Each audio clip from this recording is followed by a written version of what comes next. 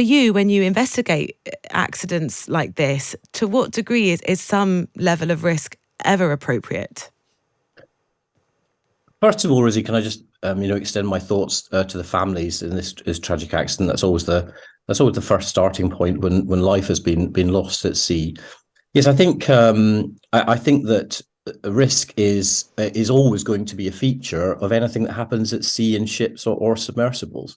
So there's a huge degree of risk here, but that doesn't mean that risk isn't manageable by understanding the environment you're operating in. So just explain to us kind of what will be happening now. We've had confirmation from the US Coast Guard that debris has been found at, they said, multiple sites. So they seem to have a clear understanding of what did go wrong, but that the timeline is very hazy. Presumably now an investigation takes place. Yes, I think that hasn't been confirmed yet by any of the agencies involved, but I would expect it would be.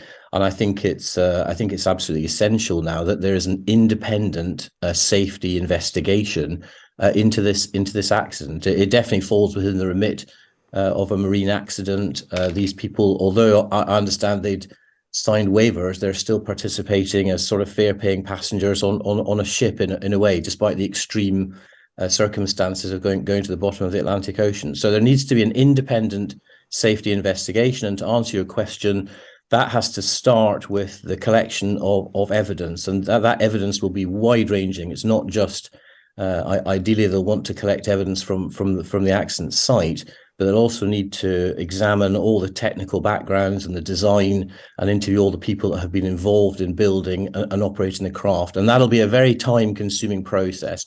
And typically, a thorough, independent accident investigation by a national state investigating body could easily take over a year. And a process that the US Coast Guard said yesterday that clearly will be hampered just by the hostile conditions they're working in.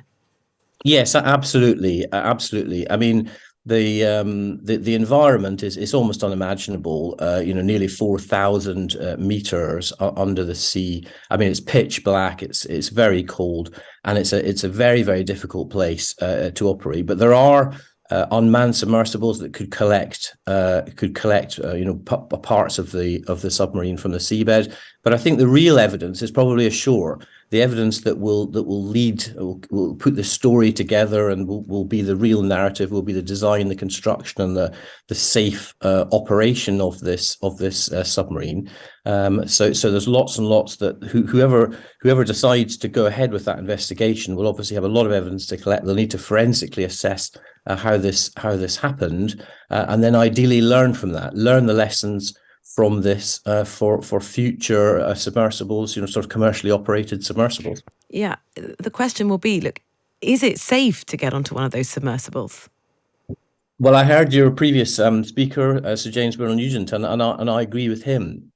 There's no reason why we shouldn't be exploring the seabed. I think we know more about the surface of the moon than some of the bottom of the sea. So provided you have an environment where a sort of regulatory environment or independent safety checks on these sorts of systems, because I think you have to, rather than just thinking about the Titan submarine in isolation, what you really need to look holistically at, you need to look at as a system and take a systems approach, because it's more than just the submarine itself. It's obviously the mothership and the country it's come from, where it's been built, and the people and the technology that's involved. You look at the whole system, and there's no reason why those risks can't be managed so that you can deliver the sort of safe operating in that sort of environment. I mean, just going to sea a couple of hundred years ago was probably very unsafe, and now there's a regulatory environment that manages shipping. So I think it can be, provided that there is a regulatory environment or there is independent safety checks of the entire system.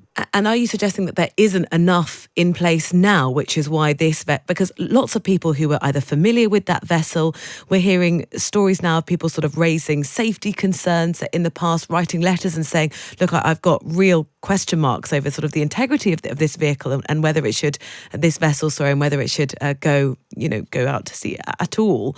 Are you suggesting that there isn't enough regulation in place currently?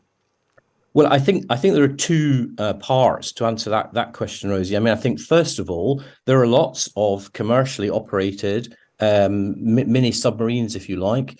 There are mini submarines that swim away from cruise liners, which are operated by, responsible companies who are taking fare-paying passengers to sea. Now, I doubt that any of those sorts of submersibles for commercial trips will operate at anything like the depths that the Titans operated down to. These ones are probably just swimming around reefs in relatively shallow water. But there are plenty of commercially operated submersibles that take fare-paying passengers to sea. So that is a well-trodden path. I think there's plenty of them. But I think the second point would be that we have to leave this case to the accident investigators. I would expect whoever does an independent safety investigation, one of the key questions that investigation will need to answer is, what do you need? What level of regulation? Because I don't think it's a black and white answer. It's not a polarized outcome. I think there's a range of outcomes in terms of supervision and understanding the operating environment and understanding how to operate safely, that you would need to examine in great detail and then make proposals to a sort of international body or the community of people who operate these submarines about the level of regulation that's needed when you're operating in the extreme conditions that Titan was operating in. So I think it'd be a bit foolhardy to say yes or no, we definitely need more regulations or we need a different way of operating these. I think the investigation should set out to answer that question, but it doesn't matter what you're doing at sea or in a submarine or in this sort of risky, hostile environment. I think whatever you're doing, you need a verified level of checks. You need to do independent safety checks on the system. Just finally, Gavin, do you think the people who got on board fully understood the risks when they took that trip? Well, obviously, there's been a lot of media coverage about the type of people who have the resources to undertake these sorts of effectively recreational trips, and I wouldn't really want to comment on how individual people felt, but I think it would be reasonable to say that anybody looking at a system like this and a small submarine going down to nearly 4,000 meters underwater would have to have some awareness of just how risky that is. But I'll go back to the point I made earlier. Risk can be managed if you build and develop a safe system to manage those risks, and you have competent people operating the system, just like any other ship or operating system. It can be done safely. So I wouldn't want to say yes or no, the people on the submarine understood the risks they were taking, but I think it'd be plainly obvious that going into a little submarine to the very bottom of the Atlantic is going to be something that carries enormous risks.